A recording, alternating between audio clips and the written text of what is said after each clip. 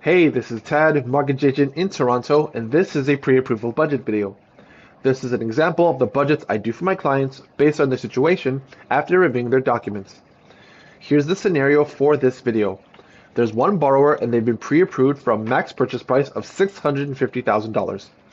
Their total budget for both the down payment and closing costs is $150,000. They're looking to buy a house in Windsor, Ontario. They're not a first-time home buyer.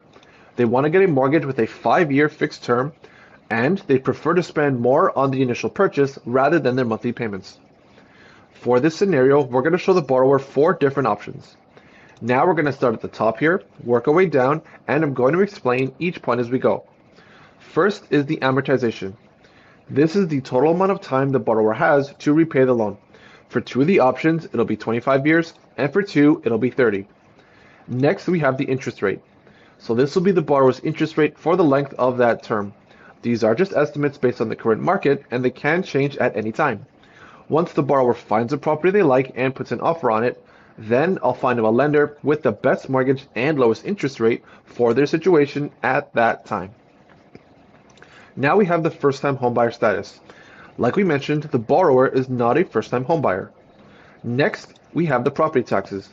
So this is just an estimate after looking at properties in the $650,000 range.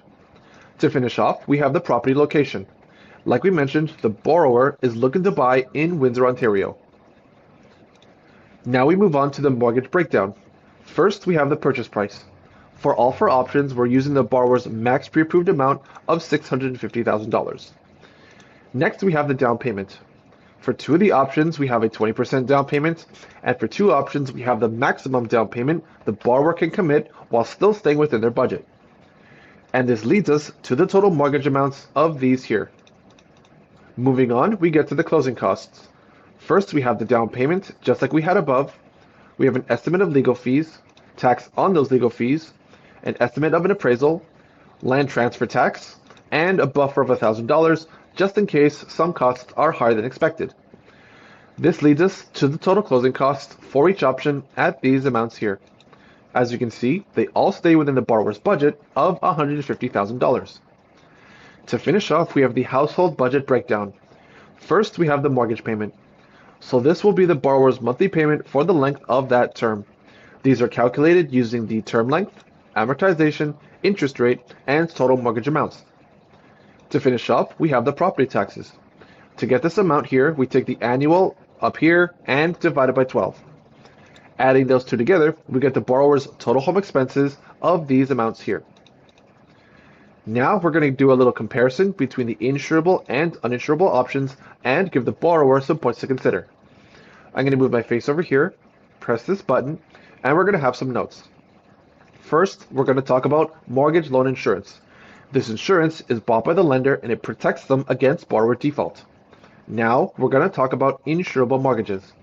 These are mortgages that meet the criteria to qualify for this insurance. They're similar to high ratio or insured mortgages.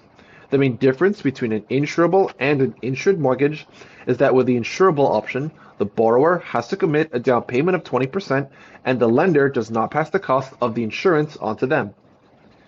Next, we're going to talk about uninsurable mortgages. These are also known as conventional mortgages, and they don't generally meet the criteria to qualify for the insurance. The borrower is also required to put a down payment of at least 20%. To finish off, the points to consider. If the borrower chooses the insurable options, they're going to have a lower interest rate and shorter amortization. The loan amount will be spread out over a shorter period of time. This means the mortgage payments are going to be a little higher compared to the uninsurable payments. With that said, it's likely that they'll pay less interest over the life of their mortgage. Now, if the borrower chooses the uninsurable options, they're going to have a higher interest rate and longer amortization. Their loan amount will be spread out over a longer period of time. This means their mortgage payments are going to be a little less compared to the insurable payments. However, it's likely that they'll pay more interest over the life of their mortgage. Alright, that's it for the budget. We've given the borrower some options based on this scenario. We've given them some definitions and some points to consider. Now they can review the budget and connect with the realtor. They can go looking at properties knowing the borrower's max pre-approved amount. For any properties they like, I'll create custom budgets specific to each property with different options. This way, the borrower gets an idea of what their costs might be if they choose to buy that property. So that's it for the video. Thank you for watching, and if you have any questions, feel free to reach out. Take care.